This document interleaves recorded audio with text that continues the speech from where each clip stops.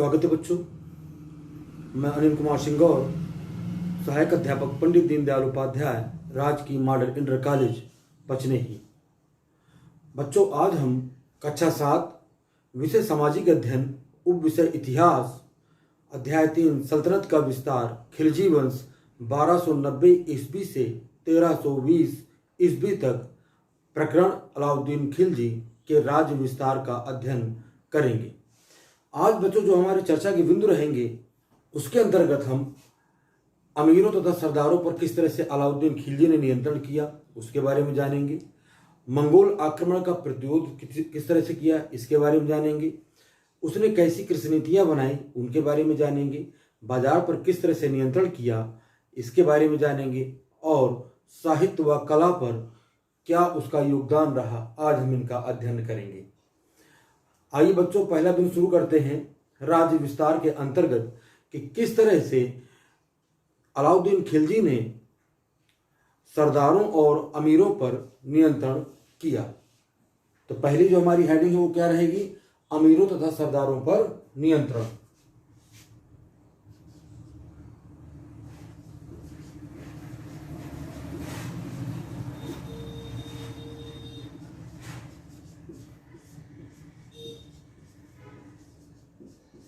अमीरों तथा सरदारों पर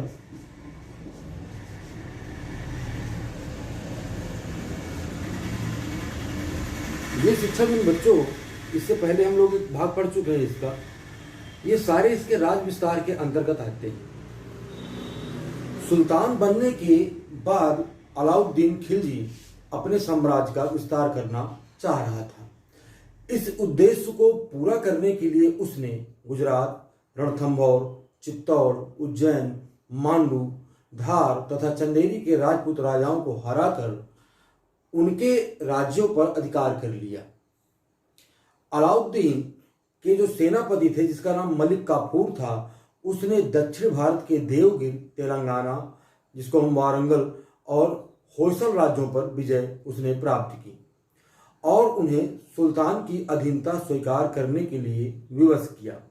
इन शासकों को इस शर्त पर अपने राज्य में शासन करने दिया गया कि वे सुल्तान को कर देते रहेंगे तथा उसकी यानी अलाउद्दीन खिलजी की अधीनता स्वीकार करेंगे। इस तरह से अलाउद्दीन खिलजी और जो उसका सेनापति था मलिक काफूर, इन दोनों के प्रयासों से उसने अपना राज्य विस्तार शुरू कर दिया।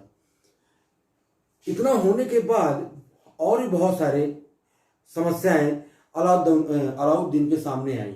जैसे अमीर और जो सरदार थे, जिसके दरबारी थे, वो उसको परेशान किया करते थे।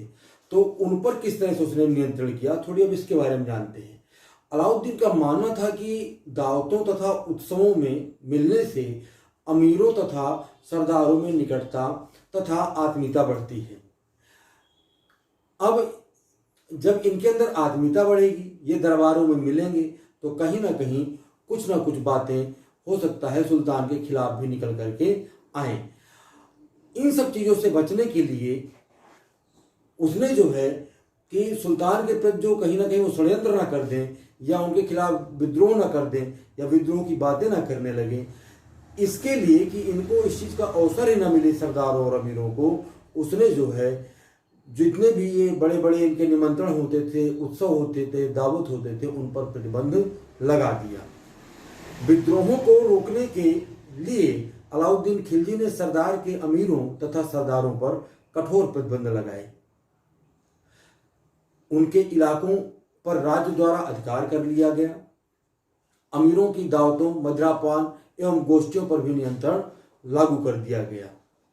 सुल्तान की पूर्व आज्ञा के बिना अमीर सामाजिक समारोह का आयोजन नहीं कर सकते थे। गुप्तचर सदैव उन पर नजर भी रखते थे। इन प्रतिबंधों से सरदार और अमीर भयभीत रहने लगे। सुल्तान के विरुद्ध किसी को सिर उठाने का साहस नहीं था। इस तरह से उसने अमीरों पर कहीं ना कहीं अंकुश लगाया तथा साथ साथ जो उसकी राज्य विस्तार की नीति थी, उस नीति को उसने आगे बढ़ाया। अगला जो हमारा शिक्षा बिंदु रहेगा बच्चों, वो रहेगा कि मंगोल आक्रमण का प्रतिरोध। अलाउद्दीन खिलजी को मंगोल आक्रमणकारियों का भी बहुत सारा विरोध झेलना पड़ा था। मंगोल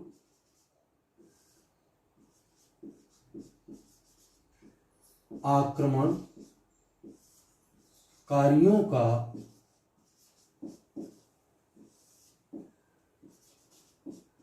विरोध।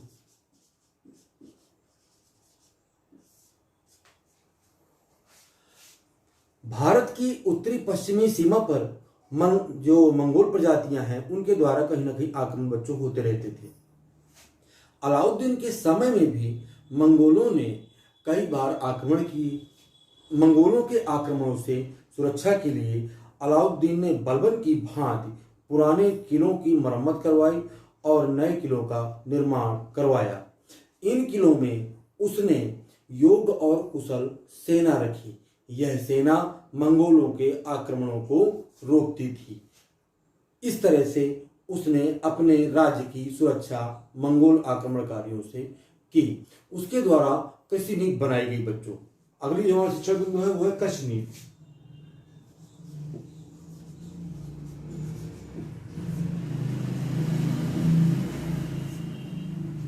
इतिहासकारों का बच्चों मानना है कि अलाउद्दीन खिलजी विद्वान व्यक्ति था। उसने देखा कि जो भ्रष्टाचार बढ़ रहा है या उनके दरबारियों के द्वारा जो किसानों का शोषण हो रहा है उसको किस तरह से रोका जाए, उसके लिए उसने कुछ प्रयास किए। अब वो प्रयास कौन कौन से थोड़ी उनको समझते हैं।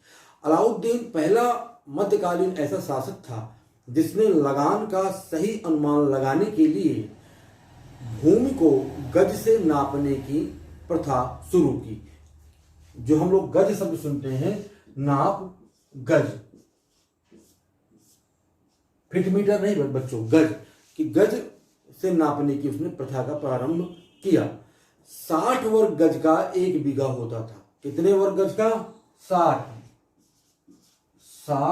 वर्ग गज बराबर 1 बीघा। ये उसी की नाप थी अलाउद्दीन खिलजी की। उसने एक पैमाना लागू किया। खराज यानी लगान पैसों में नहीं बल्कि अनाज खाद्यान्न के रूप में वसूल किया जाने लगा ताकि नगरों को पर्याप्त मात्रा में खाद्यान्न पहुंचाया जा सके। ये उसके कुछ कृषि नीतियों में सुधार थे बच्चों। बाजार पर उसने नियंत्रण भी किया। किस तरह से? बाजार नियंत्रण। इतिहासकार कहते हैं कि अलाउद्दीन को मंगोल आक्रमणों से राज्य की सुरक्षा तथा सल्तनत विस्तार के लिए एक बड़ी सेना रखना जरूरी था। इन सैनिकों को उनकी जरूरतों के अनुसार वेतन देने में खजाना खाली हो जाता था। अतः उसने कम वेतन में सैनिकों का खर्च चलाने के लिए बाजार पर नियंत्रण लागू किया। उसने दैनिक आवश्यकताओं की वस्तुओं के मूल्य निर्धारित कर दिए जिससे निश्चित वेतन पाने वाले सैनिक भी अपना निर्वाह कर सके। बाजार व्यवस्था की सफलता के लिए कुशल एवं ईमानदार कर्मचारी भी नियुक्त किए जिनका प्रमुख सहना यानी अधीक्षक क्या कहलाता था? उनका प्रमुख। वहां पर उसने एक सहना पद का सृजन किया। हम इसी को अधीक्षक कह सकते हो आप लोग। यह बाजार में पूरी देखरेख करता था। ये जो है व्यापारियों पर नियंत्रण रखता था।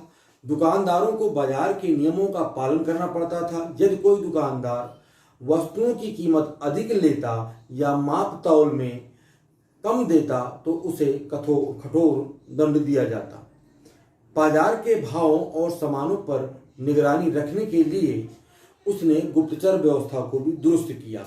सुल्तान को प्रतिदिन बाजार की पूर्ण सूचना प्राप्त होती। इसके साथ साथ कभी कभी सुल्तान स्वयं भी वस्तुओं और उनके मूल्यों की जांच करता रहता था। इस व्यवस्था का परिणाम यह हुआ कि दुकानदार वस्तुओं का अधिक मूल्य लेने का साहस नहीं कर पाते थे। कुशल बाजार नियंत्रण के लिए सरकारी गोदाम भी स्थापित किए गए बच्चों। अकाल पड़ने के समय गोदामों से खाद्यान्न की आपूर्ति की जाती थी। यह पहला ऐसा शासक था जिसने सार्वजनिक वितरण प्रणाली की शुरुआत की, जिसको आप लोग कोटा बच्चों कहते हैं, राशन की दुकान। यहाँ से आपको सस्ते रेट पर राशन उपलब्ध हो जाता है। तो ये व्यवस्था किसने शुरुआत की बच्चों? अलाउद्दीन खिलजी ने। सार्वजनिक वितरण प्रणाली,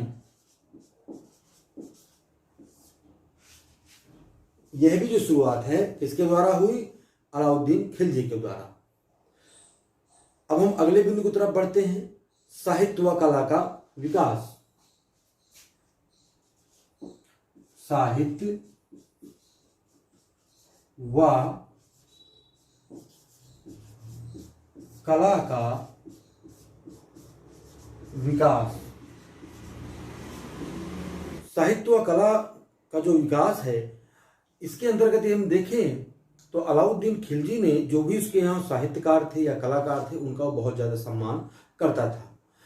अमीर खुसरो और बर्नी, ये उसी के काल में जो है ये साहित्यकार और कलाकार आपको देखने को मिलते हैं। कहते हैं अमीर खुसरो अपनी पहेलियों और दोहों कव्वालियों के लिए वो प्रसिद्ध थे। एक आपकी पुस्तक में छोटा सा जो है एक छंद टाइप का लिखा हुआ है, कविता टाइप की, कि एक गुणी ने यह गुण कीना, हरियल पिंजरे में दे दीना, देखा जादूगर का कमाल और डाला हरा निकला लाल। पहेली, एक पहेली छोटी सी दी गई है क्या? पान। देखा जाए तो जो उसके समय में स्थापत्य कला थी वो भी कहीं ना कहीं उसने उनका भी कहीं ना कहीं अपने बनवाने में योगदान प्रदान किया। उसने दिल्ली में एक विशाल टैंक का निर्माण करवाया जिसे हौज खास के नाम से जाना जाता है। उसने दिल्ली में 1000 खंभा महल का भी निर्माण करवाया। अलाउद्दीन ने दिल्ली में कुतुब मीनार के निकट कुबतुल इस्लाम मस्जिद के एक द्वार के रूप में अलाई दरवाजा का भी बच्चों निर्माण करवाया था।